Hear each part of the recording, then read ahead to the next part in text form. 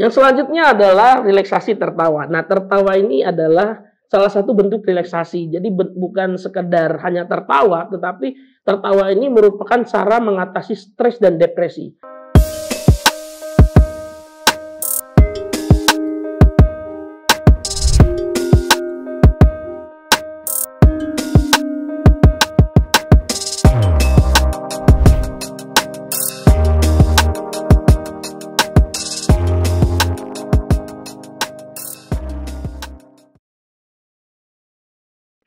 Oke, yang selanjutnya adalah relaksasi musik. Nah, relaksasi musik ini banyak dipakai untuk mengantisipasi ketika kita dalam keadaan cemas yang berlebihan. Misalkan kita melihat satu atlet yang sudah profesional atau kita mengukur diri kita, atlet tersebut lebih hebat dari kita.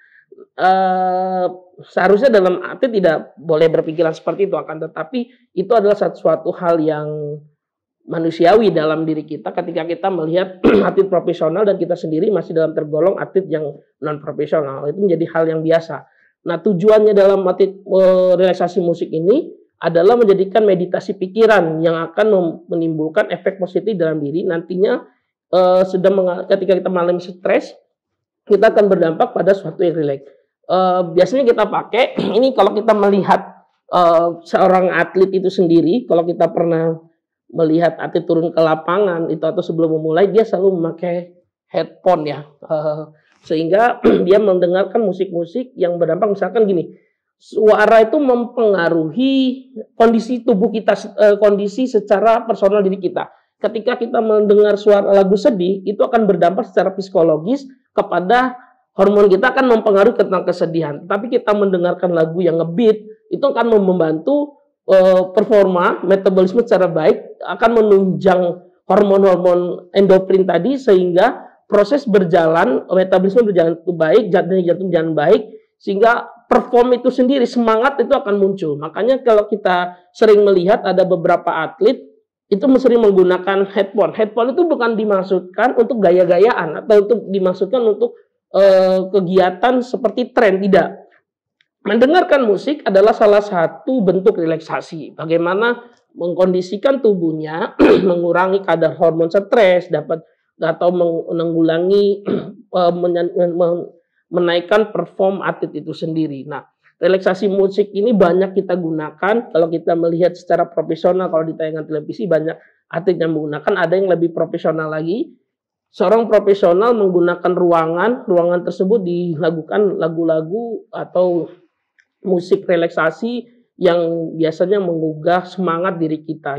Nah, tujuan musik relaksasi ini sendiri adalah mengangkat perform kita dalam top performance atlet itu sendiri, sehingga ketika kita melakukan pertandingan, atlet dalam kondisi yang sangat baik atau dalam kondisi psikologis ingin menang, banyak semangat yang kita kobarkan dalam pertandingan itu sendiri. Nah, relaksasi musik sangat penting. Jadi seorang atlet harus memahami, atau seorang pelatih harus memahami kondisi seorang atlet tersebut atau kondisi dirinya.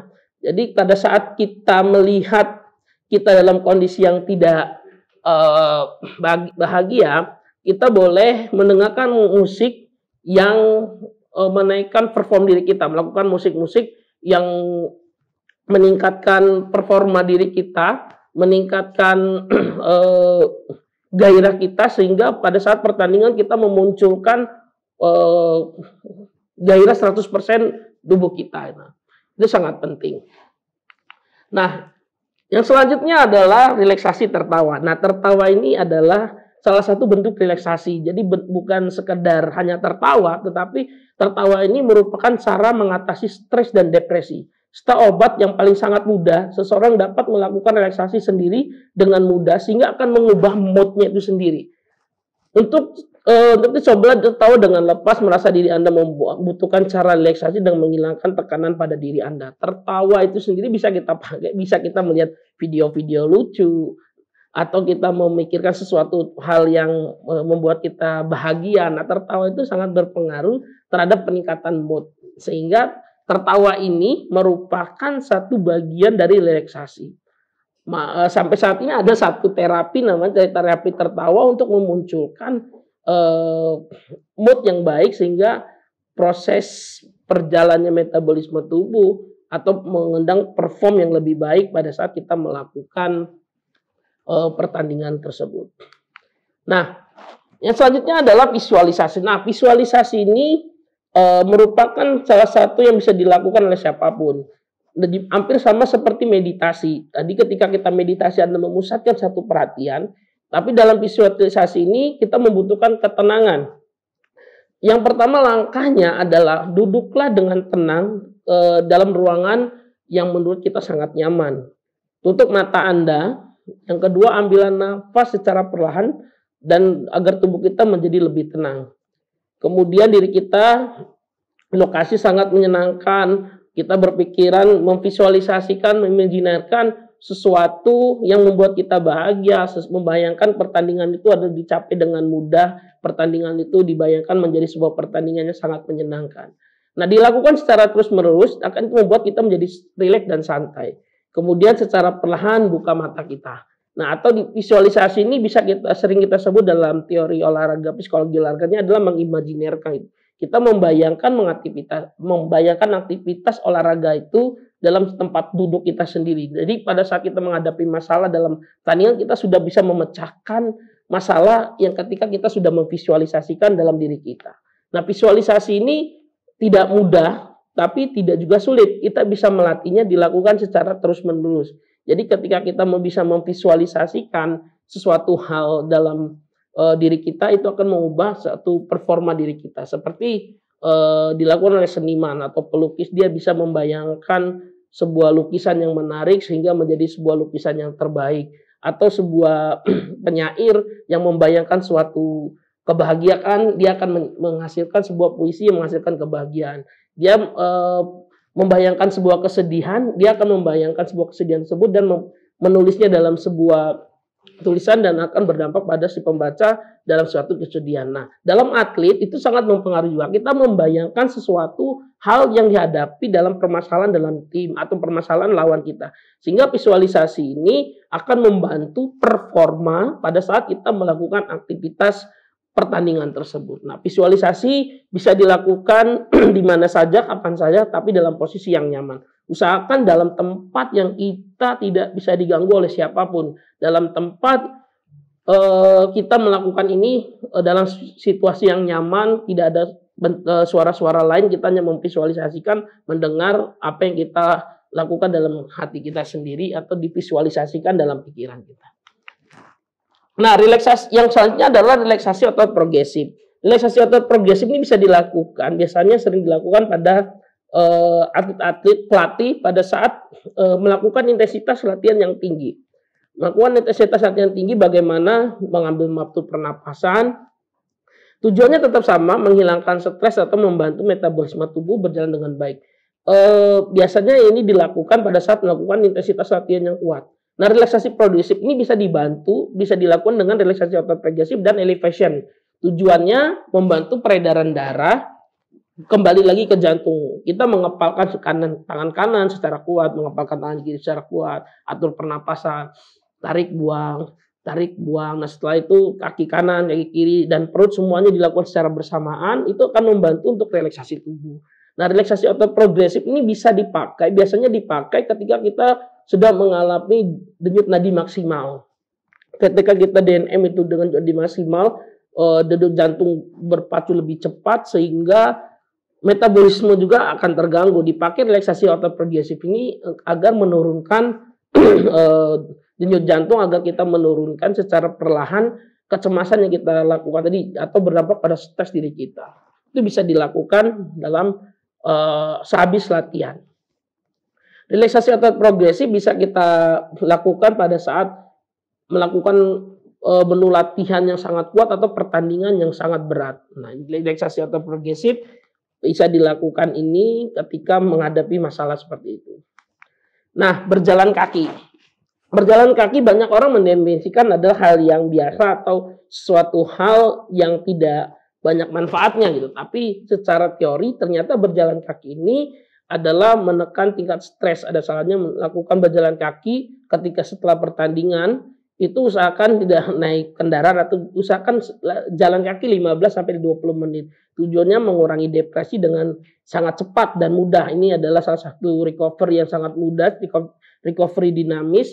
Tujuannya adalah mencoba berjalan kaki, kita bisa melihat memfokuskan pikiran kita, tumbuh Anda dalam sensasi yang berbeda. Cobalah berjalan ke tempat yang kita lihat menarik, taman-taman dekat rumah atau komplek, atau kita memposisikan kita langsung ke tempat pusat relaksasi atau pusat rekreasi di situ. Di sana kita bisa melihat banyak orang, kita bisa melihat pemandangan yang indah, dan berjalan kaki ini salah satu recovery atau salah satu bentuk relaksasi yang sangat mudah, yang sangat bisa dilakukan oleh siapapun, tapi memiliki dampak yang luar biasa untuk membantu performa itu sendiri.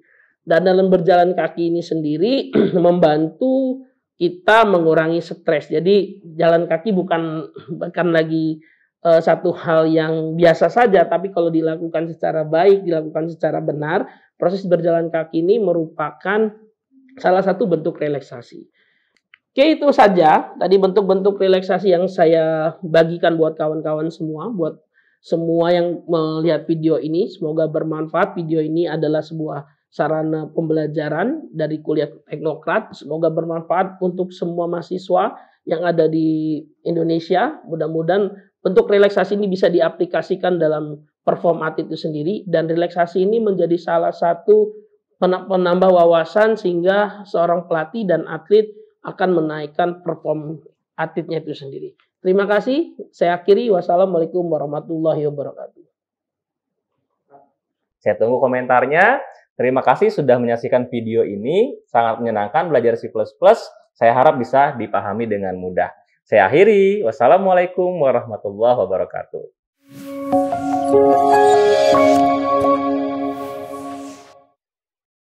Selanjutnya, kita saksikan video Profil Universitas Teknokrat Indonesia.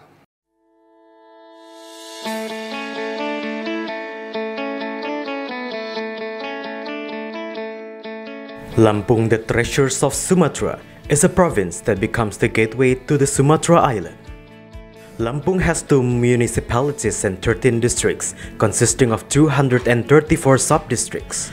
The province, with an area of 35,587 km squares, owns millions of extraordinary natural beauty. Education in Lampung province is also highly considered and colored by the existence of Universitas Teknokrat Indonesia.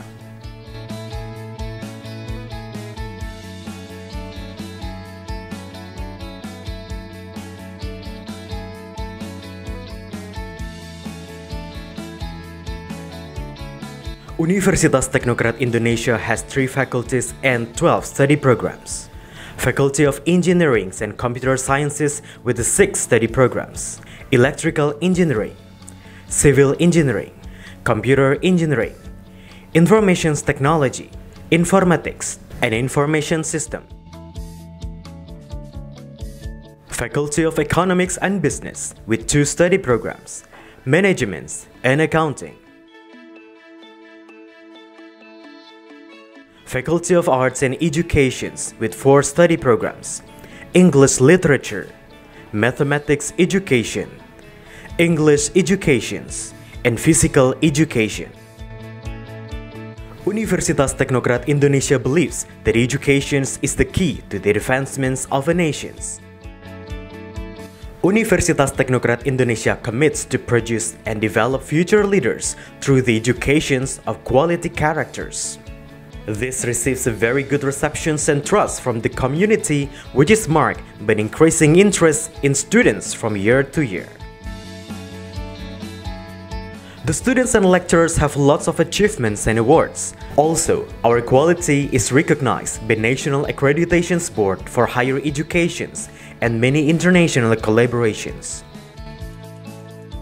Universitas Teknokrat Indonesia also prepares the students to face the globalization era through the use of digital technology. Universitas Teknokrat Indonesia has a number of representative facilities provided to support the learning process, such as comfortable classroom, laboratories, information technology, and the internet. Our vision is to be an excellent university in Sumatra with international standard and able to play an active role in nation building through 3 pillars of higher education, comprising education, research, and community service. We have graduated outstanding students who can be accepted in state agencies and other large companies. At Universitas Teknokrat Indonesia, the students and lecturers are encouraged to create and innovate by creating products and services that benefit the community through research activities and community services. In an effort to achieve its visions and missions, the academics of Universitas Teknokrat Indonesia are guided by the organizational culture values of discipline, quality, creative, and innovative. To support the quality of learning processes, we have very complete and sophisticated facilities, including digital-based smart classroom, hotspot in campus area, sport facilities, auditorium, and students' hall. Come and be a part of us, the Campus of Champion, Universitas Teknokrat Indonesia.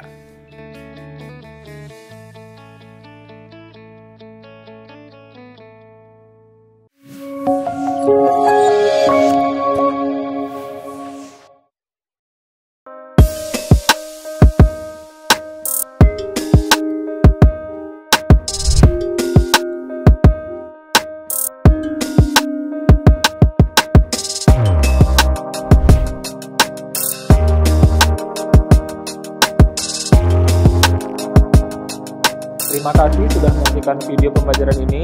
Jangan lupa like, komen, dan subscribe, serta nyalakan tanda loncengnya agar kalian tidak ketinggalan informasi update lainnya.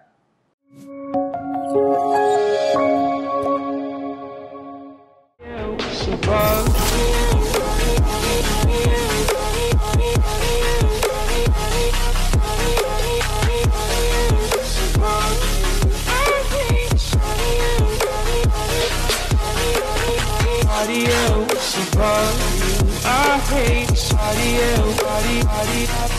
body.